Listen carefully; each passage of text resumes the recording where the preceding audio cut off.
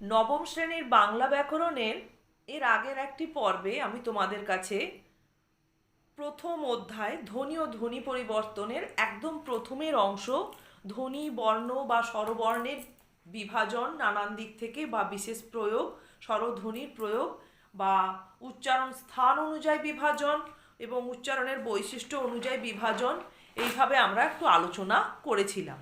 তা আজকে দেখো মূলত আমরা আলোচনা করব ব্যঞ্জন ধ্বনির বিষয়। তা ব্যঞ্জন ধ্বনি কি, এটা আমরা ছোটবেলা থেকে একটা জিনিস তোমরা জেনে এসছো, যে সকল ধ্বনি নিজে নিজে উচ্চারিত হতে পারে না, যে সকল ধ্বনির উচ্চারণ করতে অন্য ধ্বনির সাহায্য লাগে, তাদের আমরা ব্যঞ্জন ধ্বনি বলি। আসলে কি হয়, ব্যঞ্জন ধ্বনিগুলি উচ্চারণ করার সময় আমাদের মুখবিবরের মধ্য দিয়ে যে শ্বাসবায়ু নির্গত হয়ে আসে সেটা বিভিন্ন স্থানে বাধা প্রাপ্ত হয় এবং সেই বাধা অতিক্রম করে শ্বাসবায়ুটা বেরিয়ে আসার জন্য স্বরধ্বনির সাহায্য নেওয়া হয়। তাই বলা হয় যে ব্যঞ্জন ধ্বনি একা একা উচ্চারিত হতে পারে না।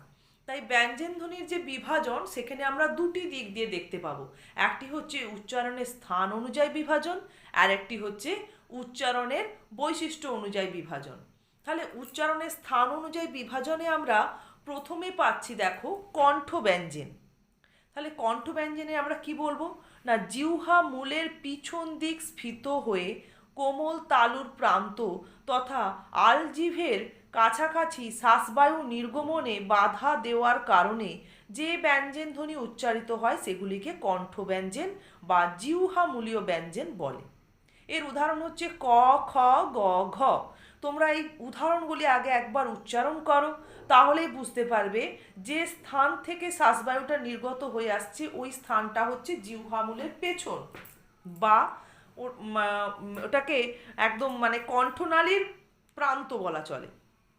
ওই স্থানে দেখো একটা স্ফীত হচ্ছে এবং কোমল তালু বা কণ্ঠর প্রান্ত তথা যে কোমল তালুর ঊর্ধ্ব অংশে যে আলজিহ্বা রয়েছে, কণ্ঠের ঊর্ধ্ব অংশে আলজিহ্বা, ওই পোর্শনটায় কি হচ্ছে না শ্বাসবায়ু নির্গমনে একটি বাধা সৃষ্টি হচ্ছে, ফলেই ব্যঞ্জন ধ্বনিগুলি উচ্চারিত হচ্ছে বলে এদেরকে কণ্ঠ ব্যঞ্জন বা জিহ্বামূলীয় ব্যঞ্জন বলে অভিহিত করা হচ্ছে।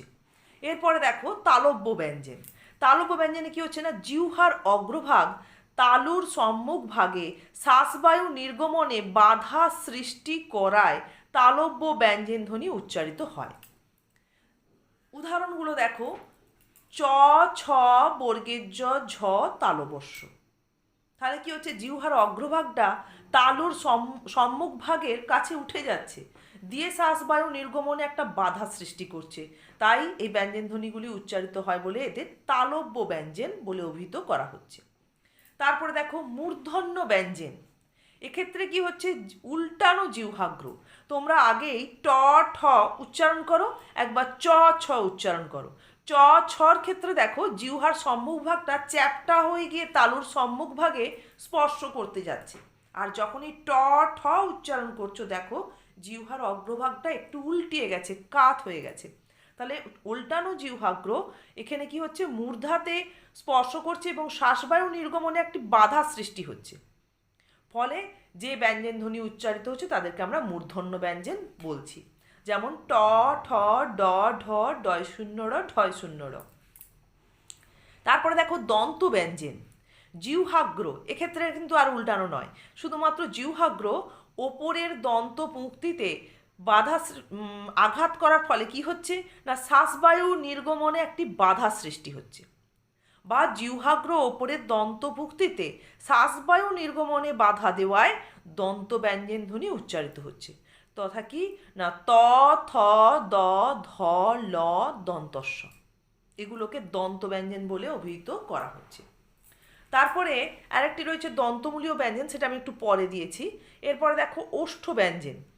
অধর দিয়ে ওষ্ঠে, অর্থাৎ অধর মানে হচ্ছে নিচের ঠোঁট এবং ওষ্ঠ মানে হচ্ছে ওপরের ঠোঁটে। তাহলে কি না, নিচের ঠোঁট দিয়ে ওপরের ঠোঁটে শ্বাসবায়ু নির্গমনে ব্যাঘাত ঘটালে ওষ্ঠ ব্যঞ্জন ধ্বনি উচ্চারিত হয়। দেখো তোমরা উচ্চারণ করো প, ফ, ব, ভ। অধর অর্থাৎ নিম্ন ঠোঁট গিয়ে কিন্তু ওপরের ঠোঁটকে স্পর্শ করছে, ফলে শ্বাসবায়ু নির্গমনে একটা ব্যাঘাত সৃষ্টি হচ্ছে, আর তাই এই ওষ্ঠ ব্যঞ্জন ধ্বনিগুলি উচ্চারিত হচ্ছে, তাই এদের বলছে ওষ্ঠ ব্যঞ্জন। এরপর দেখো কণ্ঠনালীয় ব্যঞ্জন। তাহলে তোমরা কিন্তু অনেকে ভুল করে ফেলো কণ্ঠনালীয় আর জিহ্বামূলীয়। এটা হচ্ছে কণ্ঠনালীয় ব্যঞ্জন, আর যেটা কণ্ঠ ব্যঞ্জন ছিল তাকে বলা হচ্ছিল জিহ্বামূলীয় ব্যঞ্জন। মানে কণ্ঠস্থানটাকেই বলে জিহ্বার মূল। আচ্ছা, তারপরে দেখো কণ্ঠনালীয় ব্যঞ্জন। কণ্ঠনালীর মধ্যে শ্বাসবায়ু ব্যাহত হলে যে ধ্বনি উচ্চারিত হয় তা হচ্ছে কণ্ঠনালীয় ব্যঞ্জন। এবং কণ্ঠনালীয় ব্যঞ্জন হচ্ছে একটি, সেটি হচ্ছে হ। একদম হ উচ্চারণ করে দেখো, জিহ্বামূলের পেছন, একদম কণ্ঠের পেছন অর্থাৎ কণ্ঠনালী যে পোর্শনটা, সেইখান থেকে শ্বাসবায়ুটা যেন একটা বাধা প্রাপ্ত হয়ে বেরিয়ে আসছে। হ উচ্চারণ করলেই তোমরা বুঝতে পারবে। তাহলে কণ্ঠনালীয় ব্যঞ্জন হচ্ছে হ। এরপরে দেখো রয়েছে দন্তমূলীয় ব্যঞ্জন। জিহ্বাগ্র দন্তমূলে শ্বাসবায়ু নির্গমনে বাধা দেওয়ায়। মানে এই কথাটার মানে একইভাবে কিন্তু প্রত্যেকটা ডেফিনেশন এখানে দেওয়া হয়েছে। এই কথাটার মানে নিশ্চয়ই তোমরা বুঝতে পারছো যে জিহ্বাগ্র দন্তমূলে গিয়ে আঘাত করছে এবং শ্বাসবায়ু নির্গমনে একটি বাধা সৃষ্টি হচ্ছে, ফলে এই ব্যঞ্জন ধ্বনিগুলি উচ্চারিত হচ্ছে বলে এদের দন্তমূলীয় ব্যঞ্জন বলে। দন্তমূলীয় ব্যঞ্জন কোনটা? না, মূর্ধার দন্তের মাঝখানের অংশকে বলে দন্তমূলীয়। যেমন দেখো দন্তন্য, র, ল, দন্তস্ব।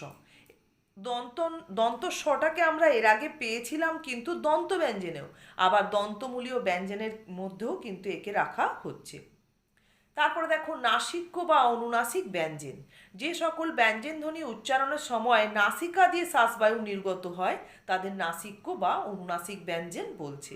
উ, য়, মূর্ধন্য, দন্তেন্য, দন্তন্য আর দন্তস্ব, এগুলোতে ক্ষেত্রে এই ব্যঞ্জন ধ্বনিগুলো উচ্চারণের ক্ষেত্রে কি হচ্ছে না, শ্বাসবায়ুটা বাধাপ্রাপ্ত হয়ে নাসিকা দিয়েও নির্গত হচ্ছে, তাই এদের আরেক নাম দেওয়া হয়েছে নাসিক্য বা অনুনাসিক ব্যঞ্জন। তাহলে ব্যঞ্জন ধ্বনির উচ্চারণের স্থান অনুযায়ী বিভাজনে আমরা এই ভাগগুলোই পাচ্ছি। তোমরা এগুলো খুব ভালো করে অনুশীলন করো। তোমাদের এখানে ডেফিনেশনও থাকতে পারে বা যে কোনো একটা ভাগের উদাহরণও চাইতে পারে, বা কোনো একটা ব্যঞ্জন ধ্বনি দিয়ে বলতে পারে উচ্চারণের স্থান অনুযায়ী এটিকে আমরা কী ধরনের ব্যঞ্জন ধ্বনি হিসেবে চিহ্নিত করতে পারি বলো। তা এই ভাগগুলো ভালো করে তৈরি করো। এর পরের পর্বে আমরা ব্যঞ্জন ধ্বনির উচ্চারণের বৈশিষ্ট্য অনুযায়ী বিভাজনগুলো নিয়ে আলোচনা করব।